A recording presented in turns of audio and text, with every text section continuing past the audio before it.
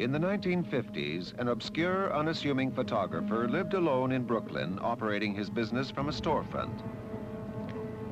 Rudolf Abel attracted little attention until it was revealed he headed a Soviet spy ring operating in America. He was caught and sentenced to 30 years in prison. Do you feel that you received a fair trial? I would refer that question to my attorney, Mr. Donovan. Our American system of trial by jury is the fairest system in the world.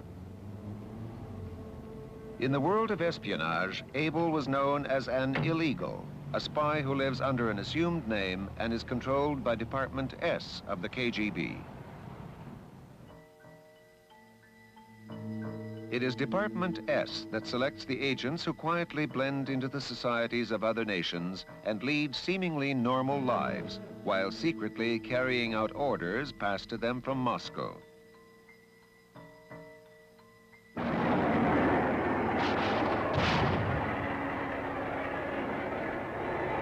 This is part of a television program about the black riots in America in 1968. It was produced by the Canadian Broadcasting Corporation. The end credits are interesting in that the sound man on the film crew, Rudy Herman, was a KGB illegal. He was Colonel Rudolf Herman, whose cover story bears many similarities to that of Colonel Abel.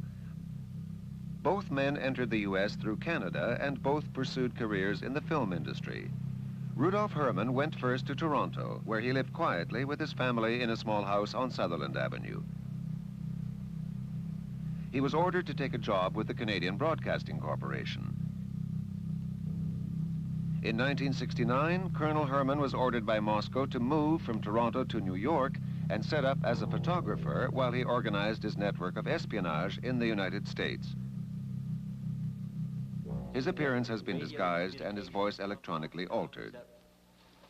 Oh, yes. For the past 25 years, I was getting every weekend, on 2 days, a radio transmission.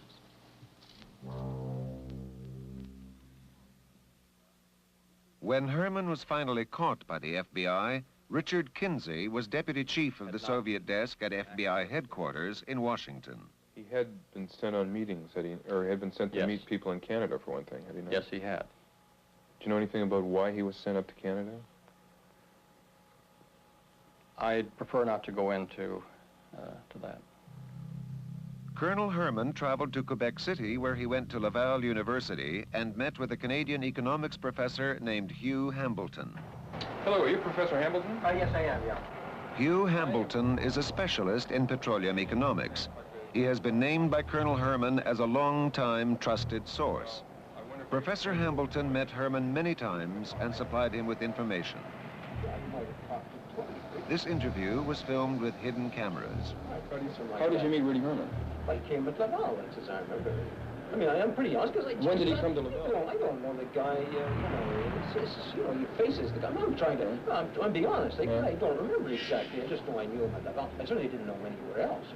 Well, Herman met Hambleton at least a dozen times in Canada, and in 1975 they met in Haiti, where Hambleton passed Herman information about the Chinese embassy.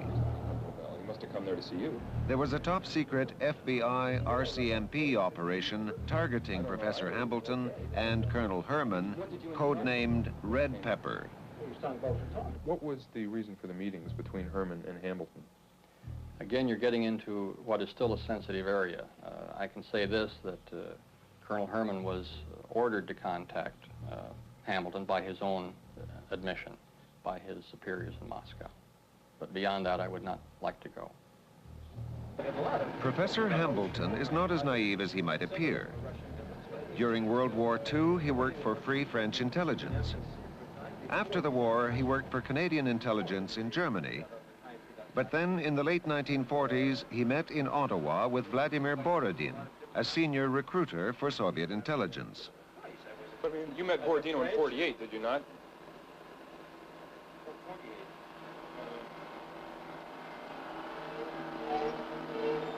Maybe it's possible. I guess so.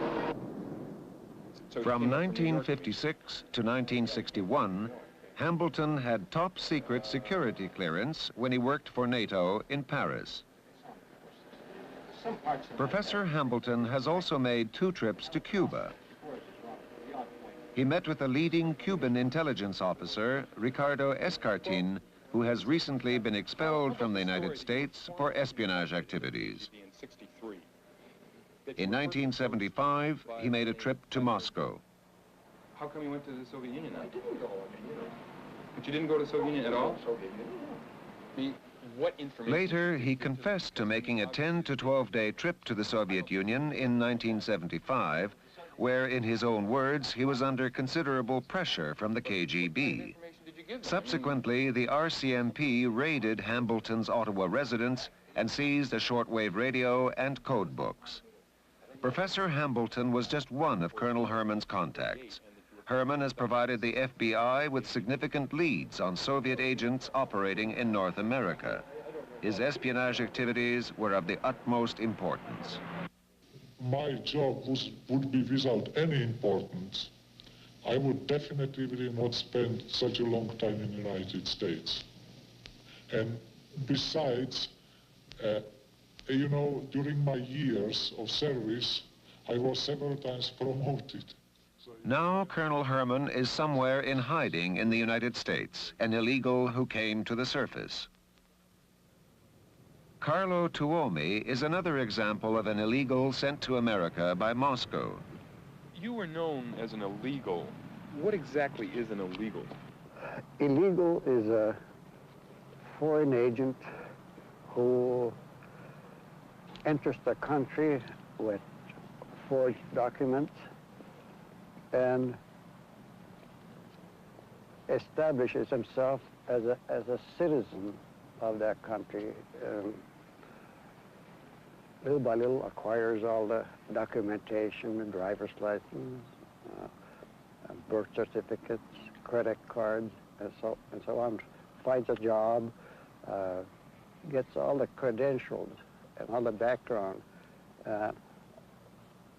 future references as a bona fide citizen of that country. For instance, in this case... That's what happened to you, right? That's right. And you got all this from Moscow when you were trained as a spy at a spy school in Moscow? That's right. That's right. That was a major part of my schooling. In case of North America, Canada, and the United States, what is much more dangerous are these so-called illegals who are smuggled into these countries. That is, people who come here under a new identity, and they live as citizens of these countries, and they would start operating really in case of war between the Soviet Union and the United States, for example, or in the time of a very serious crisis when, for example, the diplomatic relations would be broken. In case of war, I would be,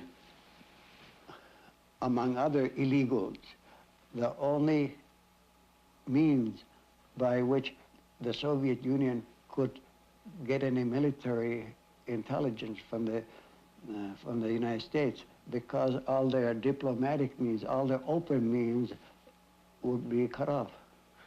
And at the time you were with Czech intelligence, there were actually agents sent over here. Yes, that's right. Who were to just sit and wait. That's right, yeah.